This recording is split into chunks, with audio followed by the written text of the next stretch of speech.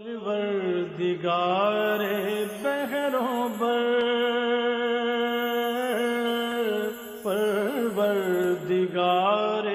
بحروں بر۔ اعوذ باللہ من الشیطان الرجیم، بسم اللہ الرحمن الرحیم۔ ان اللہ وملائکتہ یصلون علی النبی یا ایہا الذین آمنوا صلوا علیہ وسلموا تسلیما۔ اللہم صل علی سیدنا و نبینا و شفیعنا و مولانا محمد وعلی آل محمد وبارک وسلم۔ محترم خواتین و حضرات، السلام علیکم۔ پیام صبح کے ساتھ ایک بار پھر حاضر میں ہوں آپ کا میزبان انیق احمد۔ جمعہ اور ہفتہ سوال و جواب کے لیے ہوتا ہے پیام صبح میں مخصوص۔ ان 2 دنوں میں ہم آپ کی جانب سے آئے ہوئے سوالات رکھتے ہیں اپنے عہد کے ایک ممتاز مفتی صاحب کی خدمت میں، اور ان سے حاصل کرتے ہیں اپنے مسائل کا حل قرآن و سنت کی روشنی میں۔ آپ اور ہم جانتے ہیں پیر، منگل، بدھ اور جمعرات، ان 4 دنوں میں ہم اپنے معزز مہمان سے قرآن کریم کی مختلف آیات پر بات کرواتے ہیں اور ان سے قرآن کریم کا علم لیتے ہیں۔ جڑنا چاہتے ہیں قرآن کریم سے ہم، قرآن کریم کے ان آیات کے معنی مفاہیم کیا ہیں، اور قرآن کریم ذہن انسانی کی امامت تا قیامت کیسے کرتا ہے۔ قرآن پرانا کبھی نہیں ہوتا، اصول دیتا ہے، اس عہد کے آدمی سے کہتا ہے کہ ان اصولوں کو دیکھتے ہوئے اپنے زمانے کے مطابق سسٹم بنا لو۔ خواتین و حضرات، آج ہم جس معزز مہمان کی خدمت میں سوالات رکھیں گے وہ ہیں مفتی ارشاد احمد اعجاز صاحب۔ مفتی ارشاد احمد اعجاز صاحب ہمارے ملک کا ایک جانا مانا نام، مقبول اور معروف نام، پیام صبح کا لازمی جزو، تقریباً 12 برس سے تشریف لا رہے ہیں پیام صبح میں، اور ہمیشہ ہم مفتی ارشاد صاحب سے سیکھتے ہیں۔ ایک دنیا کو آپ نے دیکھا، دنیا بھر کے سفر کیے، آج کے مسائل پر بھی آپ کی گہری نگاہ۔ مفتی ارشاد احمد اعجاز صاحب کو خوش آمدید کہتے ہوئے پروگرام کا آغاز اللہ تعالیٰ کے بابرکت نام سے سورہ جمعہ اور آیت نمبر 9۔ اعوذ باللہ من الشیطان الرجیم، بسم اللہ الرحمن الرحیم۔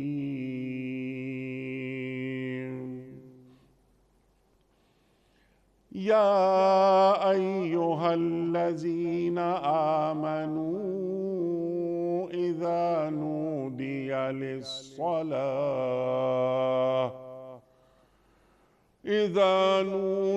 للصلاة من یوم الجمعة فاسعوا إلى ذکر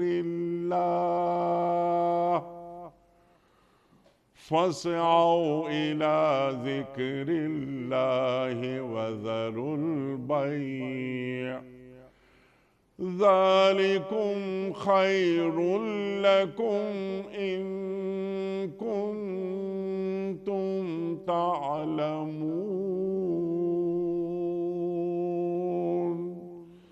صدق اللہ العظیم۔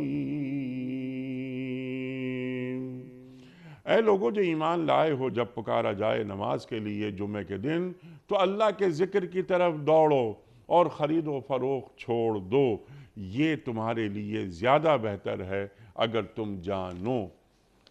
محترم مفتی صاحب کی خدمت میں آج کے پروگرام کے حوالے سے پہلا سوال۔ رضیہ فرمان صاحبہ ہیں لاہور سے۔ مفتی صاحب، میرا سوال یہ ہے کہ ایک مسلمان ماں کا کیا کردار ہونا چاہیے، کیونکہ ایک نسل اس کے ہاتھوں پروان چڑھتی ہے۔ بہت افسوس سے کہنا پڑتا ہے کہ آج کل ہمارے ہاں اچھی ماؤں کی کمی ہوتی جا رہی ہے، اس سے ہمارے معاشرے پر کیسا اثر پڑے گا، تفصیلاً بیان فرما دیجئے۔ بسم اللہ الرحمن الرحیم، نحمدہ و نصلی علی رسولہ الکریم۔ انیق صاحب، یہ سوال اس لحاظ سے کافی بڑا اور اہم سوال ہے کہ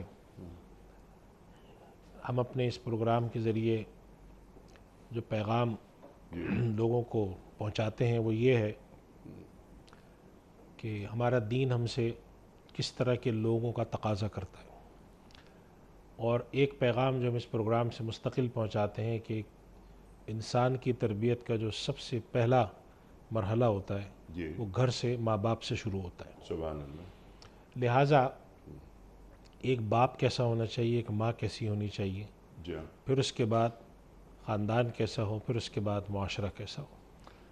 اگر گھر کے اندر یہ دونوں افراد، ماں باپ میں سے دونوں یا کوئی ایک ناقص ہے، یعنی ناقص سے مراد ہے کہ جو کم سے کم تقاضا ہے وہ پورا نہیں کرتا، تو پھر وہ بچے یا وہ افراد اچھے تیار نہیں ہوتے، ٹھیک پھر ان سے جو خاندان بنتا ہے وہ بھی اچھا نہیں ہوتا۔ جی لہٰذا اس وجہ سے ساری دنیا کے اندر، یہ صرف ہمارا دین ہی نہیں کہتا، بلکہ جتنے بھی ہمارے یہاں تربیت اولاد کے حوالے سے اور یہ جو پیرنٹنگ کے حوالے سے جسے ہم کہتے ہیں کہ ماں باپ کیسے بنا جائے، جی اس کے حوالے سے جتنی بھی ہمارے یہاں آج کل گفتگو ہوتی ہے، علمی رخ پر اس پر کام ہے، چاہے وہ دینی تقاضے کے تحت ہو یا عمومی ہو، وہ سب اس بات پہ متفق ہیں کہ ماں باپ کا ایک بہت جامع اور بہت اہم کردار ہوتا ہے، اور وہ اولاد کی تربیت کے اندر 3 طرح کے کام بہت ضروری ہیں کہ جو کرنے چاہیے۔ ایک تو جو جسمانی تقاضے ہیں، ظاہر ہے کہ ماں باپ پالتے ہیں بچوں کو، تو جسمانی تقاضوں کے تحت ان کے کھانے پینے کا خیال رکھنا، ان کی صحت کا خیال رکھنا، صفائی ستھرائی کا خیال رکھنا، اور ان کے کھیل کود کے حوالے سے، سونے جاگنے کے حوالے سے، تو ایک تو یہ ہے کہ اولاد کی اس حوالے سے ایک تربیت ہو، اور دوسرا درجہ آتا ہے کہ اولاد کی تعلیم کے حوالے سے اور تربیت کے حوالے سے ان کا خیال رکھا جائے، اور تیسرا آتا ہے کہ جب وہ باشعور ہو جائے تو پھر اس کے روزگار اور اس کی شادی بیاہ کے حوالے سے جو ذمہ داریاں وہ پوری کی جائیں۔ اس میں جو ہمارا بیچ والا مرحلہ ہے جسے ہم تعلیم و تربیت کہتے ہیں، یہ اس لحاظ سے اہم ہوتا ہے کہ جو پہلا مرحلہ ہے جس کا تعلق جسمانی صحت اور نشو و نما سے ہے، اس کے اندر تو انسان بہرحال کسی نہ کسی درجے سے اس کو اپنے وسائل میں رہتے ہوئے مینیج کرتا ہے، ان کو کھانا پینا دینا، لباس دینا، ان کو صفائی ستھرائی کا سکھانا، سونے جاگنے کے حوالے سے، کھیل کود کے حوالے سے۔ تو یہاں پر تو ہمارے یہاں عموماً خاص طور پہ جو شہر میں رہنے والے لوگ ہیں ان کے یہاں کافی چیزیں بہتر ہوتی ہیں، لیکن جہاں تک تعلیم و تربیت کا معاملہ ہے، عام طور پہ وہاں پر ہمیں کمی دکھائی دیتی ہے۔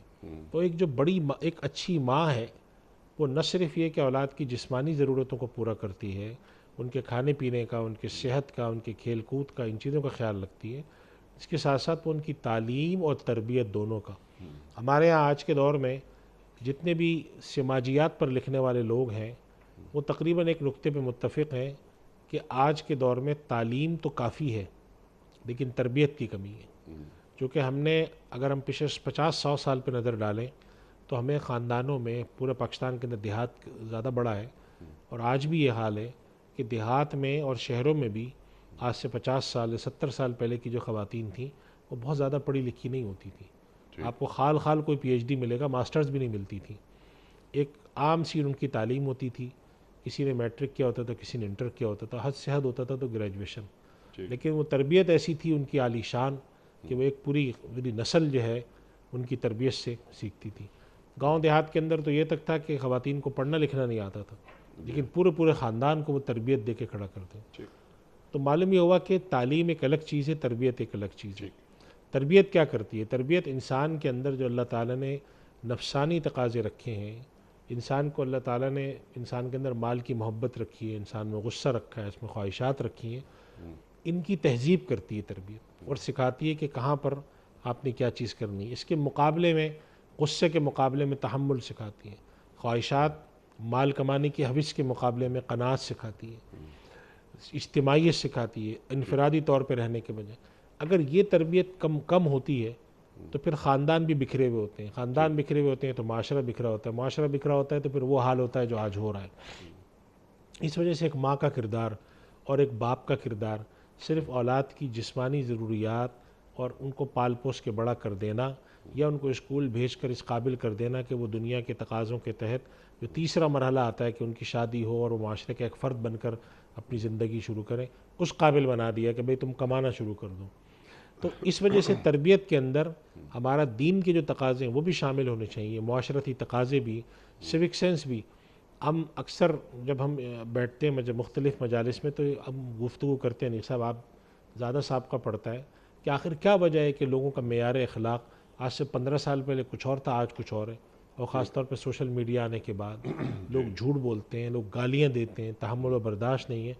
تو معلوم ہوا کہ کہیں پر ہمارے یہاں ایک دوسرے کو تواصی بالحق یا تواصو بالحق و تواصو بالصبر نہیں نظر آ رہا۔ ٹھیک ہے، یہ آپ بات فرما رہے ہیں، معافی جی آپ کی بات کٹ رہی ہے، یہ پورے معاشرے کا حال، بربادی جو ہو رہی ہے معاشرے میں، لیکن یہاں فوکس کیا گیا ہے ماں پہ۔ جی آپ نے بڑی اچھی بات فرمائی کہ والدین کی ذمہ داریوں میں سے یہ بات ہے کہ اس کا خیال رکھیں، اولاد کی ضرورتیں کیا کیا ہیں، لیکن تربیت بھی، تعلیم کے ساتھ ساتھ تربیت بھی ضروری ہے۔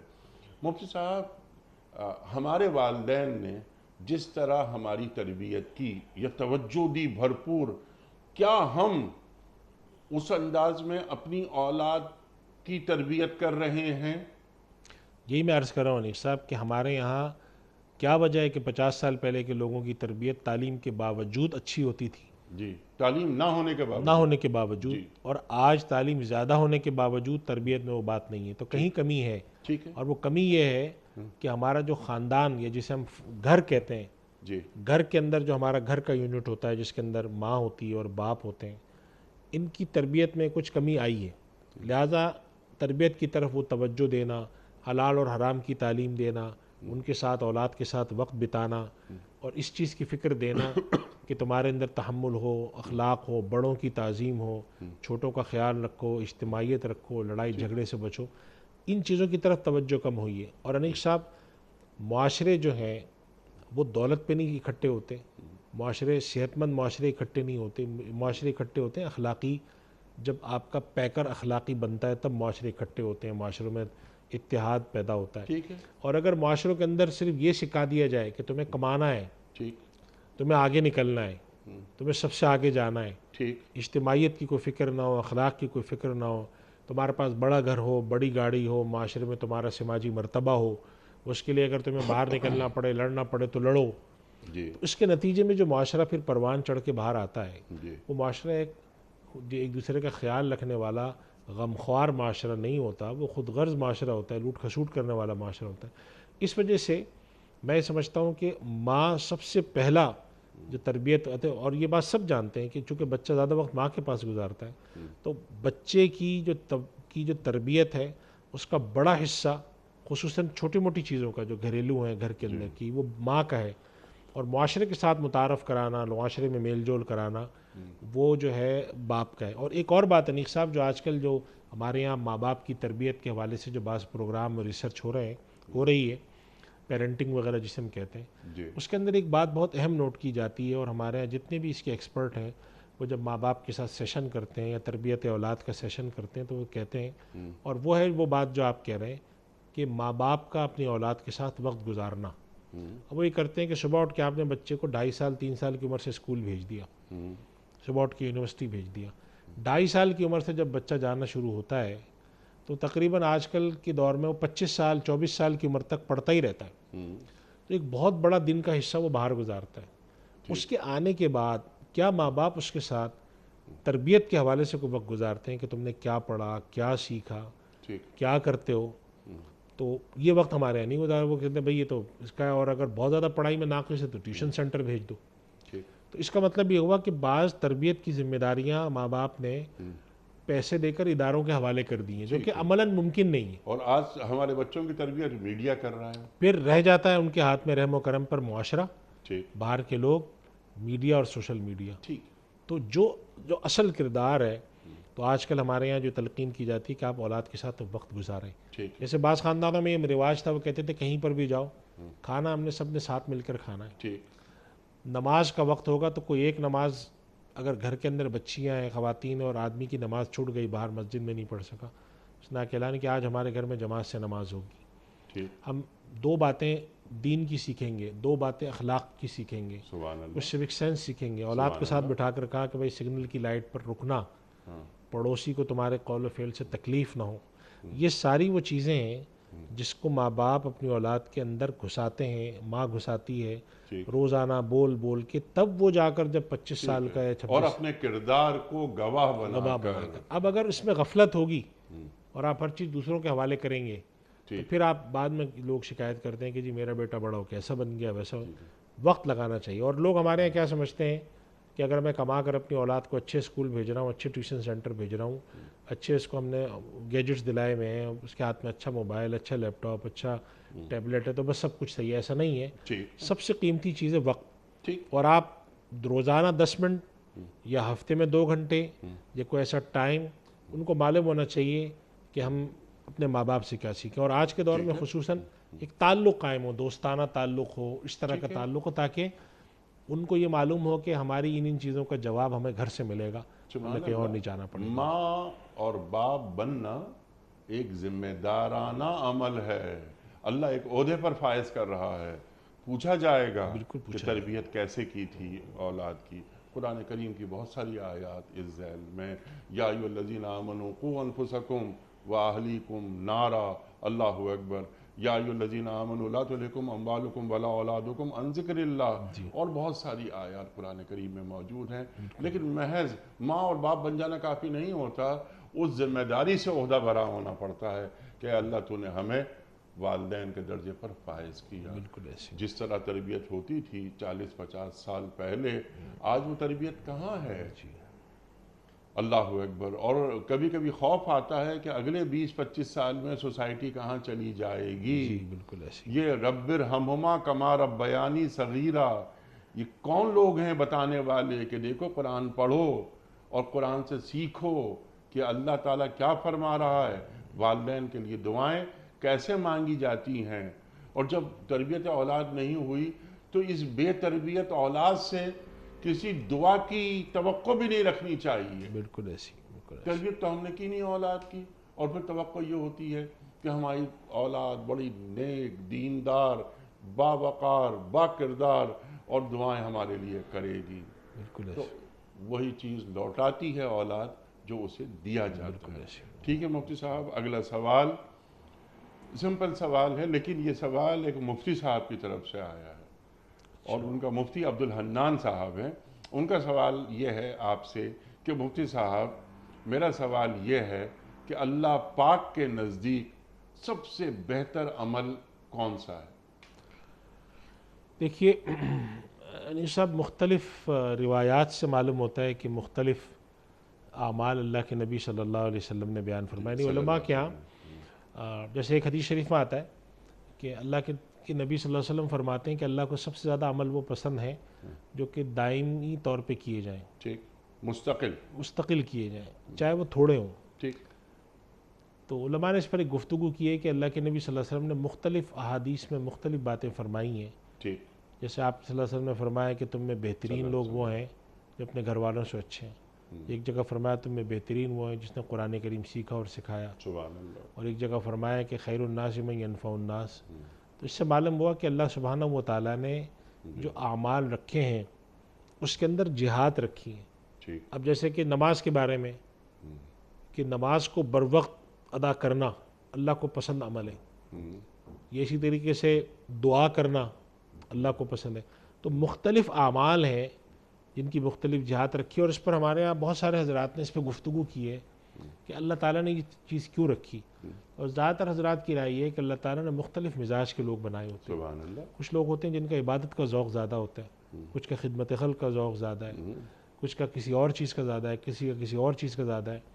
تو اگر ہر شخص اللہ کے لیے اور لوگوں کے فائدے کے لیے اگر کوئی کام کر رہا ہوتا ہے، جی ہاں، تو اگر وہ کہیں معلم ہے تو اس کا تعلیم دینا اللہ کو پسند ہو جاتا ہے، اور اگر وہ کہیں پر جو ہے وہ لوگوں کا خادم ہے تو اس کا خدمت کرنا اللہ کو پسند ہو جاتا ہے، ٹھیک، وہ اپنے گھر والوں کے ساتھ اچھا ہے تو گھر والوں کے ساتھ اچھا ہونا اللہ کو پسند ہو جاتا ہے۔ تو کوئی ایک عمل کے بجائے اللہ تعالیٰ نے جو کثرت بہت سارے اعمال کو اپنا پسندیدہ عمل قرار دیا ہے، اس کی جو وجہ سمجھ میں آتی ہے جو حضرات لکھتے ہیں وہ یہ ہے کہ اللہ تعالیٰ ایک محدود کرنے کے بجائے اس کے اندر کثرت رکھی اللہ نے، کہ کوئی بھی شخص جو آ کر جو ہے کوئی ایک بات کرے تو اس کے پاس یہ کہنے کو ہوگا کہ اچھا ٹھیک ہے، اگر میں عبادت کے معاملے میں میرا ذوق اتنا نہیں تھا تو کم سے کم اس راستے سے اللہ تعالیٰ نے مجھ سے خوش ہو گیا۔ سبحان تو خیرکم من تعلم القرآن وعلمہ ہو، یا خیرکم لأہلہ ہو، یا خیر الناس من ینفع الناس ہو، ان سب کے اندر اسی طرح کی اجتماعیت ہے کہ اللہ سبحانہ و تعالیٰ نے جہات رکھی ہے، ہر جہت کے اندر انسان کوشش کر کے اپنے آپ کو اللہ کے سب سے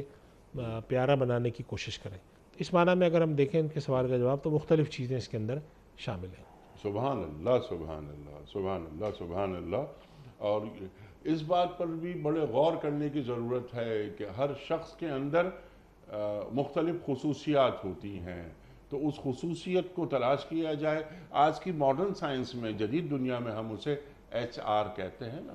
اللہ کے نبی صلی اللہ علیہ وسلم کی ایک حدیث ہے، آپ صلی اللہ علیہ وسلم فرماتے ہیں کہ الناس معادن کا معادن الذهب والفضہ، انسانوں کی مثال سونے اور چاندی کی کانوں کی جیسی ہے۔ کانوں سے مثال دی آپ نے کہ کہیں سے سونا نکلتا ہے، کہیں سے چاندی نلتی ہے۔ آج کے دور میں دیکھ لیں آپ تو کہیں سے کوئی اور چیز نکلتی ہے، کوئی دھات نکل رہی ہے، کہیں سے تیل۔ تو اللہ تعالیٰ نے لوگوں کے بارے میں فرمایا کہ اللہ کے نبی صلی اللہ علیہ وسلم کی حدیث کی تشریح محدثین لکھتے ہیں کہ اس سے مراد ہے اللہ نے مختلف طبیعتوں کے لوگ پیدا کیے، اور وہ ضروری نہیں کہ سارے لوگ ایک جیسے ہوں۔ اللہ تعالیٰ کسی سے کوئی جہت پہ کام لے رہا ہوتا ہے۔ اور ہم آج کی دنیا میں، انیق صاحب آپ تو بہت دنیا میں جاتے ہیں، دیکھتے ہیں کہ بعض جگہ آپ جائیں تو آپ دیکھتے ہیں کہ بظاہر لگتا تھا ہمیں یہاں کوئی نہیں ہوگا، یہ صاحب یہاں بیٹھے کام کر رہے ہیں۔ جی جی جی جی جی، اور آپ دین کے خادم بنے ہوئے ہیں، وہ دین کے نمائندے بنے ہوئے ہیں، اور لوگ اسلام قبول کرتے ہیں، خیر کی طرف متوجہ ہوتے ہیں۔ بعض دفعہ بڑا چھوٹا سا کام لگتا ہے وہ۔ تو یہ اللہ سبحانہ و تعالیٰ نے انسانوں میں مختلف جہات، مختلف مزاج کے لوگ پیدا کر کے اس طریقے سے کام لے رہا ہوتا ہے کہ بھئی آپ یہ کام اس طرح کریں۔ میں بھی پچھلے دنوں پڑھ رہا تھا کہ کوریا کے کوئی صاحب ہیں، بہت عرصے پہلے مسلمان ہوئے، اور وہ پروفیسر ہیں کوئی، تو وہ انہوں نے بس اپنی زندگی اس کام میں لگا دی کہ قرآن کریم کا ترجمہ کوریائی زبان میں اور کتابیں لکھ رہے ہیں، یہ وہ۔ اب آپ جب دیکھتے ہیں جا کر کہ حالانکہ بظاہر لگتا ہے اللہ نے انہیں منتخب کیا اس کام کے لیے۔ اچھا ہم ذرا اوپر چلے جائیں، صحابہ۔ صحابہ اللہ اکبر، رضی اللہ عنہم و رضوا عنہ، اللہ ان سے راضی، یہ اللہ سے راضی۔ ہر صحابی کے اندر ایک ہی صلاحیت نہیں تھی، یعنی سب میں ایک ہی صلاحیت، مختلف صلاحیتیں مختلف صحابہ میں۔ حضرت ابو ہریرہ رضی اللہ تعالی عنہ کا کتنا بڑا کام حدیث کے حوالے سے ہم سب مانتے ہیں، جانتے ہیں۔ میدان جہاد میں ان کا ذکر نہیں آتا، لیکن حضرت خالد بن ولید رضی اللہ تعالی عنہ کا ذکر حدیث کی کمپائلیشن میں سننے کو نہیں ملتا، لیکن میدان جہاد میں اللہ سیف اللہ کی تلوار ہیں وہ۔ لیکن کبھی بھی، یعنی ایک بار بھی ایسا نہیں ہوا، پڑھنے کو نہیں ملا کہ خالد بن ولید نے یہ کہا ہو کہ ابو ہریرہ رضی اللہ عنہ کہ تم تو حدیثیں کمپائل کرتے رہے، لکھتے رہے، جمع کرتے رہے، کام تو میں نے کیا ہے، تلوار لے کے میدان جہاد میں گیا اور میں نے اپنی جان خطرے میں ڈالی، میں بھی شہید ہو سکتا تھا۔ نہ حضرت ابو ہریرہ نے یہ فرمایا کہ یہ تلوار لے کے چلے جانا کون سا بڑا کام ہے، اصل چیز تو یہ ہے کہ دین کو محفوظ بنانا۔ میں نے بیٹھ کے کام کیا، علمی کام کیا، دین محفوظ ہوا۔ اللہ اکبر، یہ ہے تربیت۔ یہ اصل میں دیکھیں اس کے اندر بات یہ ہوتی ہے کہ مختلف جہات ہیں نا، جیسا آپ نے خود فرمایا، تو اللہ کے نبی صلی اللہ علیہ وسلم کی تربیت یافتہ ان حضرات کو معلوم تھا کہ یہ مختلف جہات ہیں، اگر ایک آدمی اس جہت میں لگ جائے گا تو اس جہت میں نہیں جا سکے گا۔ جب آپ کے علم میں ہوگا کہ جب قادسیہ کی جنگ ہوئی حضرت عمر رضی اللہ تعالیٰ عنہ کے زمانے میں، تو حضرت علی مرتضیٰ رضی اللہ تعالیٰ عنہ نے ان کو مشورہ دیا کہ آپ اس میدان، آپ اس جنگ میں خود مت جائیں۔ حالانکہ صحابہ کرام کی خواہش ہوتی تھی کہ ہم جنگ میں جائیں اور لڑیں اور شہادت ہو، چونکہ شہید کا درجہ ہے، لیکن حضرت علی رضی اللہ تعالیٰ عنہ کی نظر اس بات پر تھی کہ آپ خلیفۃ المسلمین ہیں، ایک تو آپ کا یہاں ہونا، خلیفہ ہونا یہ ضروری ہے کہ آپ جیسی شخصیت خلیفہ ہوں، اور دوسری بات ہے کہ اگر خلیفہ کسی جنگ میں قتل ہو جائے، یعنی بادشاہ قتل ہو جائے، تو سیاسی طور پر بہت سخت جو ہے ایک یہ ٹھیس پہنچائی جاتی ہے اور لوگوں کی کوشش ہوتی ہے یہ۔ تو آپ کی وجہ سے جو جامعیت اور مرکزیت ہے، تو آپ اپنی شہادت یا جہاد میں لڑنے کی بات کو ترک کر کے یہاں بیٹھیں، یہ آپ کے لیے بڑا ہے۔ تو حضرت علی رضی اللہ تعالیٰ عنہ، اقزام علیہ حضرت علی رضی اللہ تعالیٰ عنہ جیسی بڑی شخصیت، اور اللہ کے نبی صلی اللہ علیہ وسلم نے جو ان کے بارے میں، ان کے یعنی صحابہ کرام میں جو اہل عقل بڑے سمجھے جاتے ہیں ان میں سردار سمجھا جاتا ہے حضرت علی رضی اللہ، تو انہوں نے مشورہ دیا آپ مت جائیں۔ حضرت عمر رضی اللہ تعالیٰ عنہ نہیں گئے، حالانکہ ذاتی خواہش تو یہ ہوگی کہ میں جاؤں، میں بھی لڑوں، جہاد کی جتنی فضیلت ہے، لیکن اب یہ کیا تھا کہ یہ جہت تھی کہ انہوں نے کہا کہ نہیں، یہاں پر اس جہت میں رہنا، جی مدینہ منورہ میں رہنا، خلافت رسول اللہ صلی اللہ علیہ وسلم کو سنبھالنا، ٹھیک امت کی قیادت، یہ اس وقت خود جا کر میدان جہاد میں کھڑے ہونے اور خود لڑنے کے مقابلے میں یہ زیادہ بڑا عمل ہے۔ جی ہاں تو اس سے ہمیں جہاد معلوم ہوتی ہے، اور یہ جو آپ نے بات فرمائی یہ بہت اہم بات ہے کہ ہمارے ہاں کیا ہوتا ہے کہ اگر ایک آدمی ایک شعبے میں چلا جائے تو دوسرے سے کہتا ہے تم نے کیا کیا، جی اور دوسرا پہلے والے سے کہتا ہے تم نے کیا کیا۔ ایسا نہیں ہے، یہ اللہ نے تقسیم رکھی ہے، کوئی کسی کام میں، کوئی کسی فیلڈ میں، کوئی کسی فیلڈ میں۔ مفتی صاحب سرکار دو عالم صلی اللہ علیہ وآلہ وسلم آخری خطبہ فَلْيُبَلِّغُ الشَّاهِدِ الْغَائِبِ کی بات ہوتی ہے نا، پہنچا دو جہاں تک یہ بات نہیں پہنچی، اور اللہ کے رسول صلی اللہ علیہ وسلم کیا بات فرما رہے ہیں، سبحان اللہ سبحان اللہ۔ بعض اوقات یہ ہوتا ہے جس کو بات پہنچائی جاتی وہ زیادہ رب مبلغ اوا لہ من سامع، کہ بسا اوقات جس تک بات پہنچائی جاتی ہے وہ اس بات کو زیادہ سمجھتا ہے اس شخص کے مقابلے میں جو پہنچا رہا ہو۔ اللہ چنانچہ اسی وجہ سے حضرت ابو ہریرہ رضی اللہ تعالیٰ عنہ کا ذکر کیا۔ حضرت ابو ہریرہ رضی اللہ تعالیٰ عنہ بڑے صحابہ میں سے ہیں، لیکن روایت کرنے والے صحابہ میں ہیں، اور ان کے مقابلے میں حضرت عبداللہ رضی اللہ تعالیٰ عنہ، حضرت عبداللہ ابن عباس اور حضرت عبداللہ ابن مسعود، خاص طور پہ حضرت عبداللہ ابن عباس رضی اللہ تعالیٰ عنہ عمر میں چھوٹے ہیں، اور چنانچہ روایت میں آتا ہے کہ حضرت عباس رضی اللہ تعالیٰ عنہ جو کہ نبی کریم صلی اللہ علیہ وسلم کے چچا تھے، انہوں نے اپنے بیٹے حضرت عبداللہ کو بلا کر کہا کہ دیکھو یہ تمہیں حضرت ابو عمر، باوجود اس کے کہ تم عمر میں چھوٹے ہو لیکن تمہیں بٹھا کر مشورے میں تمہیں بلاتے ہیں، بڑے بڑے لوگوں کے مقصد تمہیں بٹھاتے ہیں، تو فلاں فلاں باتوں میں احتیاط کرنا۔ اللہ تو آپ یہ دیکھیں کہ فقہی اعتبار سے، اور جسے کہتے ہیں کہ علمی اعتبار سے اور قانونی اعتبار سے، مرتبہ حضرت عبداللہ ابن عباس رضی اللہ تعالیٰ عنہ کا ان صحابہ سے زیادہ سمجھا جاتا ہے جو صحابہ محدثین صحابہ تھے، جی ہاں چونکہ انہیں نے محدثین صحابہ نے نقل کی۔ چنانچہ بہت سارے حضرات کہتے ہیں اس میں وہی بات ہے کہ رب مبلغ اوا لہ من سامع، کہ جس تک بات پہنچائی گئی وہ زیادہ اس نے اس بات کو لیا۔ چنانچہ یہ جو فقہاء کرام ہیں ہمارے، جو ہمارے جن کی وجہ سے آج ہمارے پاس فقہ اتنی بڑی مرتب ہے، حضرت امام حنیفہ رحمۃ اللہ علیہ سے شروع ہوتے ہیں اور بعد تک آتے ہیں، یہ سارے کون لوگ تھے؟ ان تک احادیث پہنچی، جی ہاں اور انہوں نے اس حدیث کو سامنے رکھ کر ایک اتنا بڑا علم جی ہاں مرتب کر کے، 1000 سال کی اگر ہم اٹھا کے جورس کارپس کو دیکھیں تو یہ وہی بات ہے کہ اللہ کے نبی صلی اللہ علیہ وسلم نے یہ بات فرمائی کہ کسی تک بات پہنچتی ہے۔ تو اس وجہ سے دین کے بہت سارے شعبے ہیں، اللہ اور ہر شعبے کا ایک آدمی جو بیٹھا ہے، جو کام کر رہا ہے، آپ اس کو اس طرح کا ناکارہ یا آپ اس کو اس کے کام میں اللہ نے خیر رکھا خیر رکھی، اور وہ کوئی ایک جہت کے اوپر ضرور کام کر رہا ہوتا ہے، اللہ تو بظاہر لگ رہا ہوتا ہے کہ یہ کچھ بھی نہیں کر رہا، لیکن حقیقت میں وہ بڑا کام کر رہا ہوتا بڑا کام کر رہا ہوتا ہے۔ سمپل سوال ہے آپ کی خدمت میں سخاوت علی صاحب کا۔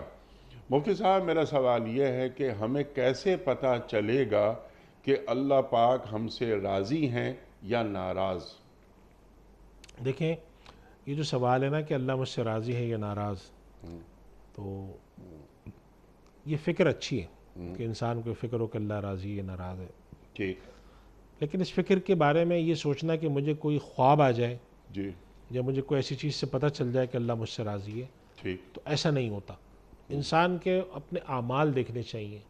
چنانچہ ہمارے یہاں جو مشائخ ہیں وہ یہ کہتے ہیں کہ اگر ایک انسان خیر کے راستے پہ چلتا ہے، ٹھیک اللہ تعالیٰ اس کو توفیق دیتا ہے، ٹھیک اس کا مطلب ہے کہ اللہ اس سے راضی ہے جب بھی توفیق دے رہا ہے، اچھے کاموں کی توفیق ہے، دین کی طرف رجوع ہے، اللہ کی طرف رجوع ہے، تو اس کا مطلب ہے کہ اللہ تعالیٰ اس سے راضی ہے۔ تو اپنے اعمال کا جائزہ لینا چاہیے انسان کو کہ میرے اعمال، چاہے وہ میرے لوگوں کے ساتھ لین دین کے معاملات ہوں، عبادت کے ہوں، جو بھی ہوں، وہ من حیث المجموع اللہ اور اس کے رسول کے حکم کے مطابق چل رہے ہیں، صلی اللہ اس کا مطلب ہے کہ اللہ مجھ سے راضی ہے، اور پھر اللہ سے دعا کرتا رہے کہ اللہ تو مجھے توفیق دے اور قبول فرما۔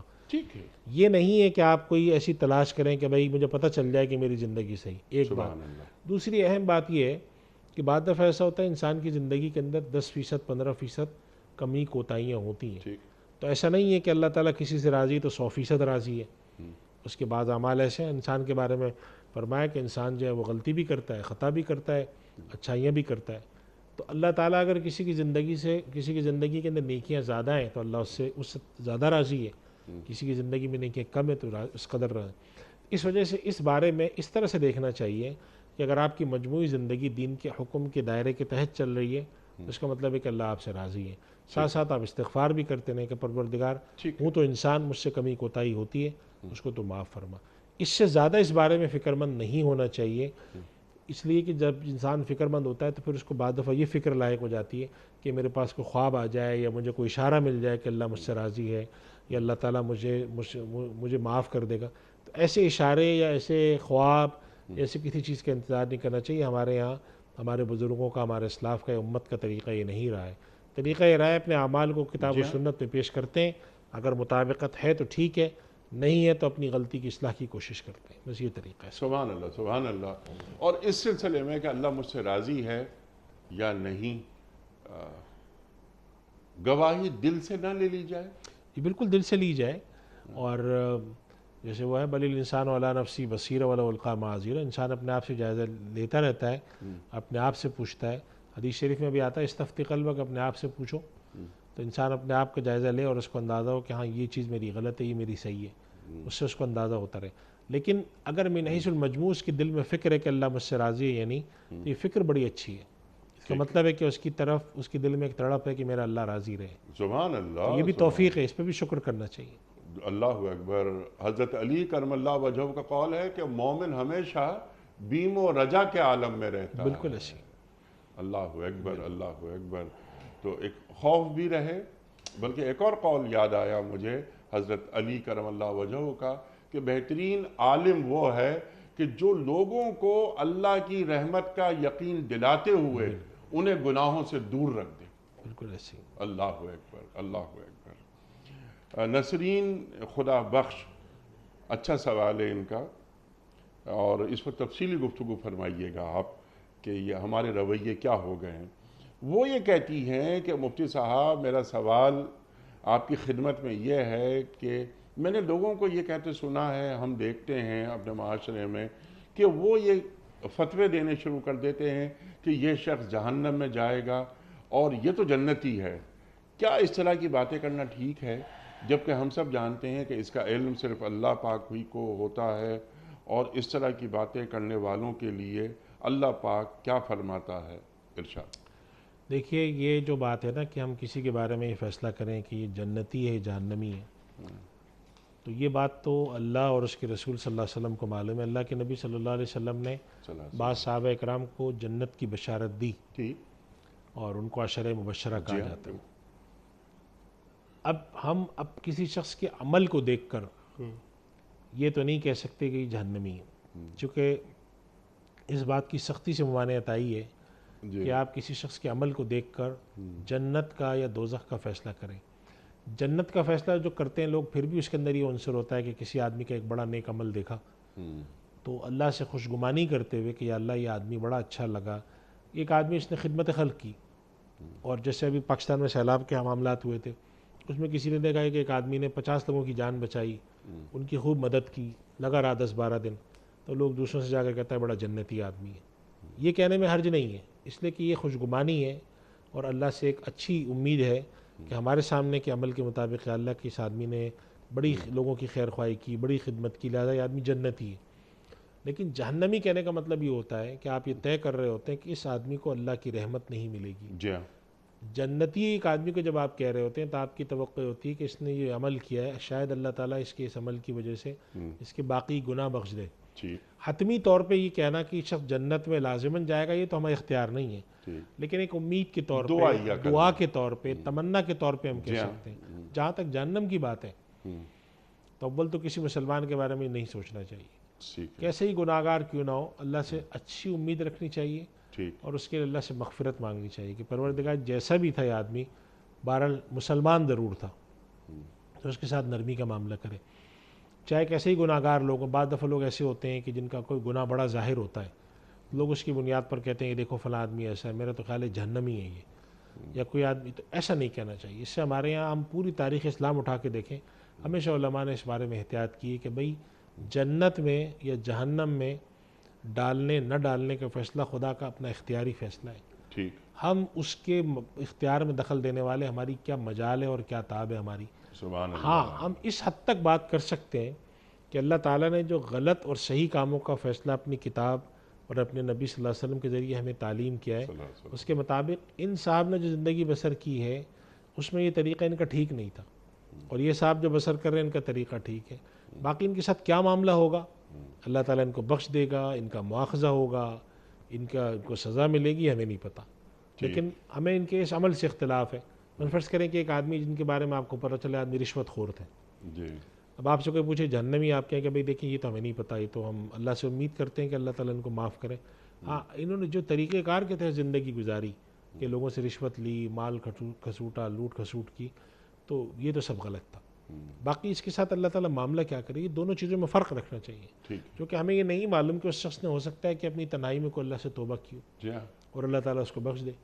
تو ہمارا اور آپ کا کوئی زور تو ہے نہیں. تو اللہ سبحانہ و تعالیٰ نے قرآن میں فرما دے یغفر لمن یشاء ویعذب من یشاء، جی خالص خدا کی مشیت ہے، ٹھیک. وہ اپنے بندوں کا کسی کا گناہ بخش دے، کسی کو سزا دے دے. ہم اور آپ کون ہوتے ہیں؟ ہمارے اور آپ کا اختیار صرف اتنا ہے کہ جو غلط کام ہے کسی شخص کا اس کی نشاندہی کر دیں. اگر کوئی پوچھتا ہے کہ یہ طریقہ، یہ طریقہ کار، یہ طرز عمل، یہ معاملہ ان کا غلط تھا، اب ان کے ساتھ معاملہ کیا ہوتا ہے ہمیں نہیں معلوم، لیکن کام ان کا غلط تھا. ان دو چیزوں میں فرق کیا جائے تو پھر صحیح ہے. لیکن ہم کہیں کہ یہ آدمی نے تو بس جہنم میں جانا ہے، تو یہ بات نہیں کرنی چاہیے ہمیں، چونکہ جہنم میں جانے نہ جانے کا اختیار تو خالص خدا کا ہے. بندے کون ہوتے ہیں کسی کو ٹکٹ بانٹنے والے کہ وہ جہنم میں جائے گا جنت میں جائے گا. سبحان اللہ سبحان اللہ سبحان اللہ سبحان اللہ. یہ اللہ کے کام اللہ ہی پہ چھوڑ دیے جانے ہیں. ٹھیک ہے. اچھا کبھی کبھی ایسا محسوس نہیں ہوتا کہ ہم اپنی سوسائٹی کے زوال پر جب بات کرتے ہیں، بدحالی اور یہ جہاں ہم پہنچ گئے ہیں کہ ہم نے اپنے کام اللہ پہ چھوڑ دیے ہیں اور اللہ کے کام خود پکڑ لیے ہیں. یہ ہے انیق صاحب، ہم لوگ جو ہے نا بعض دفعہ ایسی غیر ضروری باتوں کے اندر بہت زیادہ الجھتے ہیں جس میں الجھنے کا ہمیں حکم ہی نہیں ہے. جی اور جو ہمارے اپنے کرنے کے کام ہیں وہ ادھر ڈالے ہوئے ہیں کہ جی من جانب اللہ سارے کام ہوں گے. جی سبھی کچھ اللہ کی ذات نے کرنا ہے، لیکن اللہ تعالیٰ نے ہمیں ہاتھ پاؤں ہلانے کا، عمل کرنے کا حکم دیا ہے. ٹھیک ہے. خالی امیدیں لگا کر بیٹھ جانے کو تو قرآن کریم میں صراحت سے منع کیا گیا ہے. ٹھیک. لیس بامانیکم ولا امانی اہل الکتاب، امیدوں سے کام نہیں چلے گا، اللہ تعالیٰ عمل دیکھے گا. جی ہاں. اب وہ عمل ادھورا ہے، ناقص ہے، اس میں کمی ہے، کوتاہی ہے، وہ سب اپنی جگہ. لیکن آپ صرف ایک امید لگا کے بیٹھ جائیں کہ جی ہم تو بخشے بخشا ہیں، یا ہم نبی کریم صلی اللہ علیہ وسلم کی امتی، ہم کچھ بھی کرتے رہیں، تو یہ بات غلط ہے. کیونکہ اللہ کے نبی صلی اللہ علیہ وسلم اور صحابہ کرام اتنی بڑی بڑی ہستیوں نے جب نیک اعمال کیے اور چلنے کی کوشش کی، تو پھر ہم اور آپ کون ہوتے ہیں کہ صرف یہ امید لگائے بیٹھ جائیں. اللہ. اس وجہ سے جسے ہم کہتے ہیں تعطل کی، صوفیہ کرام کی اصطلاح میں اپنے آپ کو لایانی اور ایک معطل، اس میں معطل بنا کے زندگی گزارنا، یہ دین کا مقصود نہیں ہے. دین کا مقصود سعی پہم، کوشش ہے. اسی لیے اللہ سبحانہ و تعالیٰ فرماتے ہیں وَلَيْسَ لِلْإِنسَانِ إِلَّا مَا سَعَىٰ، انسان کو ملے گا وہ جس کی اس نے کوشش کی. اب اللہ اپنا فضل سے جو چاہے دے دے وہ الگ معاملہ ہے. اللہ کی رحمت جو ہے، اللہ اپنی مشیت سے کس کو بخش دے، کس کو کیا کرے، وہ ایک الگ بحث ہے. سوال یہ کہ ہم سے ہی پوچھا جائے گا تمہیں جو کہا گیا وہ تم نے کیا، تم نے کتنا کیا، باقی ہم جو کریں گے وہ چھوڑ دو تم. ٹھیک. آپ نے کیا کوشش کی. ٹھیک. اب اگر آپ کی کوشش میں نقص ہے اور آپ اللہ سے مانگتے رہیں اللہ تعالیٰ رحمت کر دے، یا ایک آدمی نے ساری زندگی کوشش نہیں کی اس کو بخش دے، اس کی اختیار ہے. ہم تو پابند اس کے ہیں نا عمل کے، تو ہم تو عمل کریں گے. لہٰذا جنت اور جہنم کا فیصلہ اس صرف عمل پر موقوف نہیں ہے، خدا کے فضل پر ہے. چنانچہ اس وجہ سے ہمارے یہاں اس بات کو، دونوں باتوں کو الگ الگ رکھنا چاہیے. کسی کا عمل غلط ہونا، کسی کا گناہ گار ہونا، اور کسی کا جہنمی ہونا، دونوں میں بہت واضح فرق ہے. اگر کوئی اہل ایمان ہے تو کتنے ہی گناہ گار کیوں نہ ہو، اس کے بارے میں جہنمی کی بات کرنا یا اس کے لیے بد کلامی کرنا، بری باتیں کرنا، اس سے ممانعت آئی ہے. ٹھیک. زیادہ سے زیادہ آپ کو گفتگو کرنی ہے، آپ کہتے ہیں کہ یہ فلاں صاحب کے عمل سے ہمیں اختلاف ہے، ان کی جو چیزیں واضح طور پہ غلط تھیں. ٹھیک ہے. باقی خدا نے ان کے ساتھ کیا معاملہ کیا ہے وہ اللہ کے دربار میں حاضر ہے، ہم اس بارے میں کچھ نہیں جانتے. سبحان اللہ سبحان اللہ. مفتی صاحب کچھ ویڈیو کوئسچنز آپ کی خدمت میں. پہلا سوال مفتی صاحب کی خدمت میں.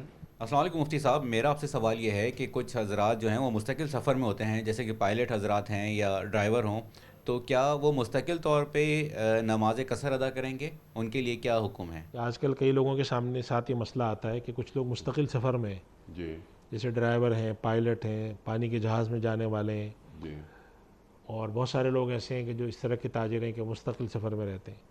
تو اگر ایک شخص جو ہے وہ سفر میں ہے تو 6 مہینے بھی سفر میں ہوگا تو وہ قصر ہی پڑے گا. اچھا یعنی کہ مثلا فرض کریں کہ ایک آدمی کراچی سے نکل کے حیدرآباد جاتے ہیں، 1-2 دن یہاں رکے، پھر سکر چلے گئے، وہاں سے 1-2 دن رحیم یار خان، پھر ادھر پوری دنیا میں گھوم رہے ہیں. یہ ایک آدمی سیاح ہے، کسی بھی جگہ وہ 2-3 دن سے زیادہ نہیں ٹھہرتا. اسی طرح پائلٹ ہیں، کبھی ایک جگہ کبھی دوسری جگہ کبھی تیسری جگہ. یہ پانی کے جہاز میں جو لوگ ہیں مستقل سفر میں، جہاز تو چلتا رہتا ہے پانی کا، کسی ایک جگہ نہیں رکتا. تو ایسے لوگوں کے بارے میں علماء کی رائے یہ ہے کہ جب تک یہ مسافر ہیں، چاہے ان کی مدت 5 مہینوں 6 مہینوں، وہ قصر کی نماز پڑھیں گے. اور اگر کسی جگہ وہ ٹھہر جاتے ہیں، 15 دن کا ہوتا ہے، تو پھر وہاں پر وہ نماز پوری کریں گے. اچھا کلیئر، قصر پڑھتے رہیں گے. اور آپ نے ایک بات فرمائی ابھی کہ خواہ ان کے سفر کی مدت 6 ماہ ہو. اب جیسے پانی جہاز کے اندر جو لوگ جاتے ہیں نا، شپ کے اندر، جی جو ہمارے چیف انجینئر وغیرہ ہوتے ہیں اور جی اس طرح کے لوگ جو ہوتے ہیں، اب ان کا جہاز جیسے ان کا جو کارگو ہے، مثلا فرض کریں جہاز، اب وہ کراچی سے روانہ ہوگا، وہ چلتا آرام سے چلتا وہ ایک جگہ پہنچے گا. بسا اوقات ایسا ہوتا ہے کہ وہ 2-2 3-3 مہینے تک جہاز میں ہی رہتے ہیں وہ لوگ. ٹھیک. اب اس دوران، اور جہاز پانی کا جہاز خصوصاً کسی ایک جگہ کبھی بھی نہیں ٹھہرتا، وہ تو چلتا ہی رہتا ہے. ایک بندرگاہ پہ جا کے 12-14 گھنٹے کے لیے لنگر انداز ہوا، پھر وہاں سے نکل گیا. تو اب وہ لوگ یا کہیں پر رکے بھی اگر 2-3 دن کے لیے، فرض کر لیں جہاز رک بھی گیا، 2-3 دن بعد پھر بیٹھ کے نکل جاتا. اگر وہ نہیں رکا اور چل رہا ہے جہاز، لیکن یہ مدت کا تعین ہے کہ 6 مہینے تک ہم جہاز ہی میں رہیں گے، تو ہم قصر ہی پڑھیں گے. قصر ہی پڑیں گے، مسافر ہیں، چونکہ وہ تو چلتا پھرتا رہتا ہے نا. اور سفر کا اور قیام کا تعلق زمین پر استقرار سے ہے، جہاز کے اندر قیام نہیں ہے. ٹھیک ہے. جو جہاز سے ایک سواری ہے نا، ٹھیک. بڑی سواری ہے وہ سواری چاہے چھوٹی ہو چاہے بڑی ہو، جب آپ سواری میں بیٹھے ہوئے ہیں تو آپ مسافر ہیں. ٹھیک ہے. چاہے وہ سواری اتنی بڑی ہو کہ آپ اس میں گھر کی طرح رہتے ہو، ٹھیک. لیکن آپ مسافر ہی شمار ہوں گے. یعنی کہ آپ کا سوال کا مفہوم یہ ہے کہ ایک آدمی پانی کے جہاز میں آ گیا 6 مہینے کے لیے، ٹھیک. تو کم سے کم جہاز کی حد تک تو وہ مقیم ہو گیا. مقیم تو ہو مقیم نہیں سمجھا جائے گا، وہ مسافر ہے. اچھا جی، آپ نے ایک اچھی بات یہ فرما دی کہ زمین پر استقرار نہیں ہے اس کا. ہاں، وہ تو ہر جگہ جا رہا جب وہ زمین پہ اترے گا تو وہاں سے اصول پھر دیکھا جائے گا وہ اترا کتنے دن کے لیے. ٹھیک. جیسے بعض دفعہ ایسا ہوتا ہے کہ بندرگاہ پہ جہاز جا کے لگا ٹھیک. اور انہوں نے کہا 3 دن کے لیے ہم رکے ہیں یہاں پہ. ٹھیک. 3 دن میں رکے، اپنا جہاز میں تیل ویل ڈالا انہوں نے 1-2 دن. تو وہ مسافر جو ہیں، وہ جو جہاز کے چلانے والے انجینئر وغیرہ ہیں، جو بھی لوگ ہیں عملہ، وہ 1-2 دن کے لیے جا کے ہوٹل میں ٹھہر گیا، پھر آ کے جہاز میں بیٹھے، پھر آگے پھر نکل وہ گئے. قصر ہے. وہ بھی قصر ہے. وہ بھی قصر ہے. میرا خیال ہے کہ آخری سوال ہے آج کے پروگرام کا، رکھتے ہیں آپ کی خدمت میں جناب والا. اگلا سوال. السلام علیکم مفتی صاحب، میرا سوال ہے کہ کیا اذان کے وقت خواتین کا سر پہ دوپٹہ رکھنا کیا یہ شرعی حکم ہے؟ جناب. ہمارے معاشرے میں ایک رواج ہے کہ جب اذان ہوتی ہے تو تعظیماً خواتین یہ سر پہ دوپٹہ رکھتی ہیں، اور اگر کوئی غلط کام ہو رہا ہو، گانے وانے بجا رہے ہوتے تھے لوگ، یا حتیٰ کہ لوگ جائز کام بھی کر رہے ہوتے تھے کہ بات چیت کر رہے ہیں، کوئی شور ہو رہا ہے، گفتگو ہو رہی ہے، تو لوگ روک دیتے ہیں اذان کے احترام میں. تو اس میں کوئی شرعاً حرج نہیں ہے، بلکہ احترام، چونکہ قرآن کریم میں اللہ سبحانہ و تعالیٰ نے ایک بات کی طرف اشارہ فرمایا کہ وَمَن يَعْظِمْ شَعَائِرَ اللَّهِ فَإِنَّهَا مِن تَقْوَى الْقُلُوبِ، کہ اگر کوئی شخص اللہ کے شعائر کا، اللہ کی علامات کا احترام کرتا ہے، تعظیم کرتا ہے، تو یہ دل کے تقوی کی نشانی ہے. اس وجہ سے ہمارے علماء کہتے ہیں کہ وہ چیزیں جن کا کوئی دین میں ایسا ذکر تو نہیں آتا، یعنی مثال کے طور پہ ایک آدمی اگر تقریر کر رہا تو تقریر روک کے اذان سنے یا احتراماً خاموش ہو جائے، لیکن اگر اس کے مقصود تعظیم ہے کہ بھائی اذان ہو رہی ہے، ابھی اذان کی ہم آواز سنیں گے، باقی ساری گفتگو چھوڑ دیں گے، چاہے وہ گفتگو کرنا جائز ہی کیوں نہ ہو. یعنی کہ مثلا فرض کریں کہ ایک آدمی تلاوت قرآن کر رہا ہے، ایک آدمی حدیث کا درس دے رہا ہے، اذان شروع، انہوں نے کہا رک جاؤ، تو اس میں کوئی حرج نہیں ہے، اس لیے کہ اس میں ایک درجے کے آپ تعظیم کر رہے ہوتے ہیں.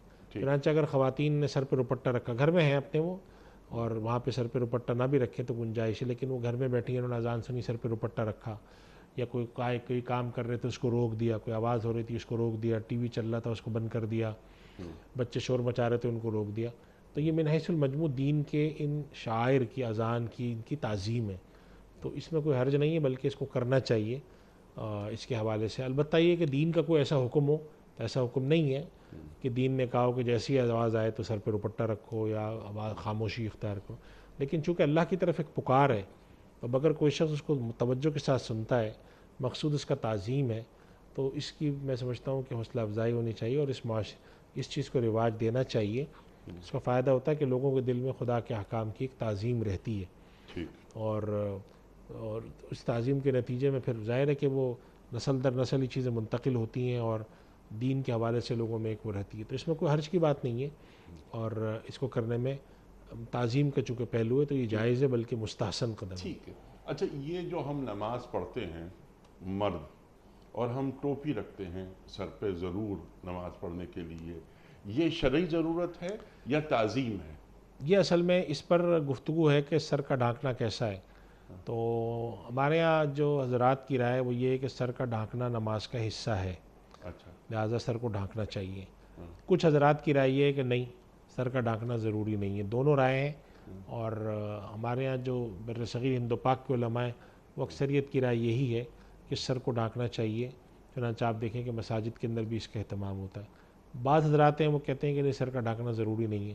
تو اس مسئلے میں دونوں چیزوں کی گنجائش ہے، اور میں سمجھتا ہوں کہ اگر کسی خاندان میں رواج ہے سر ڈھانک کے پڑھنے کا، اور وہاں لوگ بے سر ہو کے ننگا سر ہو کے پڑھتے ہیں، تو وہ ایک طرح کی تعظیم کے خلاف بات سمجھی جاتی ہے، تو ان لوگوں کو چاہیے کہ وہ ٹوپی پہنا کریں تاکہ تعظیم کا وہ پورا طریقہ مکمل طریقہ ہو سکے۔ چنانچہ آپ پوری دنیا میں دیکھیں، بعد اگر آپ کہتے ہیں کہ صرف بر صغیر ہند و پاک میں ہے، تو اگر آپ انڈونیشیا چلے جائیں، ادھر چلے جائیں، ادھر چلے جائیں، ہر جگہ آپ کو ملے گا کہ لوگ اپنا سر ڈھک کے نماز پڑھنے کی کوشش کرتے ہیں۔ تو اس سے معلوم ہوا کہ من حیث المجموع سر ڈھکنا نماز کے اندر یہ ہمارے معاشروں میں نسل در نسل پسند کیا گیا ہے، لہذا اس کو البتہ یہ ہم نہیں کہیں گے کہ یہ کوئی فرض کے یا واجب کے یا اس کے ترک کرنے کی صورت میں کوئی بہت بڑا گناہ ہوگا یا نماز آپ کی متاثر ہوگی، یہ وہ بات تو نہیں ہے، لیکن اس کو اس طرح سے کرنا چاہیے۔ سبحان اللہ، سبحان اللہ۔ ایک احترام ہے، تعظیم ہے، کہ دینی شاعر میں شامل ہو گیا ہے یہ کہ جناب ٹوپی سر پہ رکھ کر آپ نماز پڑھیں گے، لیکن اس کی سند ہمیں دین سے نہیں ملتی۔ نہیں، سند سے مراد ہے کہ دین میں ایسا کوئی حکم آیا ہو کہ سر ڈھکو، ہاں، یہ نہیں یہ سر پہ تم رومال ڈالو، اس طرح کا تو نہیں ملتا۔ لیکن جیسے مثال کے طور پہ ایک آدمی آستین چڑھا کے نماز پڑھا، میری یہاں تک کہ آستین کے کپڑے میرے، اور میں یہاں تک چڑھا کے نماز پڑھ رہا ہوں، یا بٹن گریبان کھول کے نماز پڑھ رہا ہوں، تو اس کے بارے میں ہمارے علماء یہ فرماتے ہیں کہ قرآن کریم میں حکم ہے خذوا زینتکم عند کل مسجد، زیب و زینت اختیار کرو۔ تو لباس کی وہ حیت جو کہ زینت کے خلاف سمجھی جاتی ہو، اس کو ترک کرنا چاہیے نماز میں۔ یعنی مثال کے طور پہ ایک آدمی آستین چڑھا کے نماز پڑھ رہا ہو، تو اس کو کہا جائے گا آستین پوری کریں، یا آستین چڑھا کے تو آدمی کشتی کرتا ہے، نماز تو نہیں پڑھتا۔ البتہ کسی کی آستین ہے ہی یہاں تک تو اس کی نماز میں کوئی حرج نہیں ہے، لیکن اگر کسی کی آستین یہاں تک ہے، اس نے یہاں تک چڑھایا ہوا ہے، تو اس کے آپ نے بارے میں سنا ہوگا پڑھنے مکروہ بات ہے۔ تو مکروہ سے مراد یہی ہے کہ تعظیم کے خلاف ہے، آپ گریبان کھولے کھڑے ہوئے ہیں، کالر کو الٹا کیا ہوا ہے، آستینیں چڑھائی ہوئی ہیں، تو یہ لباس پہننے کا ڈھنگ کا طریقہ نہیں ہے۔ تو ڈھنگ کا طریقے سے لباس جو جیسا بھی پہنا جاتا ہے، لباس جبہ ہو، وہ کرتا ہو، وہ دھوتی ہو، اس کے جو پہننے کا ڈھنگ کا قرینہ ہے اس کے مطابق پہنیں، تاکہ یہ بات سمجھی جائے کہ آپ زینت اختیار کر رہے ہیں، یعنی زینت کا کم سے کم درجہ اختیار کر رہے ہیں نماز کے ادا کرتے وقت۔ چنانچہ اسی وجہ سے علماء نے یہ بھی لکھا ہے کہ آدمی بنیان پہن کر اور نیکر پہن کر، یعنی کہ برمودہ پہن کے گھٹنے سے نماز پڑھنے کھڑا ہوتا ہے، نماز تو ہو جاتی ہے، لیکن اس حیت کو پسند نہیں کیا جائے گا، چونکہ خذوا زینتکم کے خلاف ہے یہ۔ سبحان اللہ، سبحان اللہ۔ اور یہ بادشاہوں کے بادشاہ کے دربار میں جانے کا یہ طریقہ ہوتا ہے؟ بالکل۔ جب ہم کسی بڑے آدمی سے ملنے جاتے ہیں، زمینی طور پہ بڑا آدمی، تو ہم لباس کا بڑا خیال رکھتے ہیں، کیا ہم یہ برمودہ پہن کے جا سکتے ہیں؟ لیکن جب الیس اللہ بأحکم الحاکمین، کیا اللہ بادشاہوں کا بادشاہ نہیں ہے؟ تو اس کے دربار میں کیسے کھڑا ہوا جاتا ہے؟ مفتی صاحب، میں آپ کا بڑا شکر گزار، بڑا ممنون آپ تشریف لائے۔ خواتین و حضرات، ہم بڑے شکر گزار ہیں مفتی ارشاد صاحب کے کہ آپ تشریف لائے۔ یہ جمعہ اور ہفتہ 2 دن سوال و جواب کے لیے ہوتے ہیں، آپ اور ہم جانتے ہیں۔ پیر، منگل، بدھ اور جمعرات، ان 4 دنوں میں ہم قرآن کریم کی مختلف آیات پر بات کرواتے ہیں اپنے ملک کے جید علماء سے، اور اس طرح یہ ہفتہ ہمارا مکمل ہو جاتا ہے۔ پیام صبح کا اختتام ہوتا ہے روزانہ ایک قول پر، اور وہ قول ہوتا ہے صاحب نہج البلاغہ امیر المومنین حضرت علی مرتضیٰ کرم اللہ وجہہ کا۔ آپ فرماتے ہیں، جو اللہ کے دیے ہوئے رزق پر راضی رہے گا وہ نہ ملنے والی چیز پر غم زدہ نہیں ہوگا۔ سبحان اللہ، سبحان اللہ۔ جو اللہ کے دیے ہوئے رزق پر راضی رہے گا وہ نہ ملنے والی چیز پر غم زدہ نہیں ہوگا۔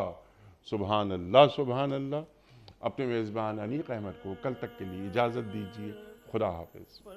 پروردگار بحروں بر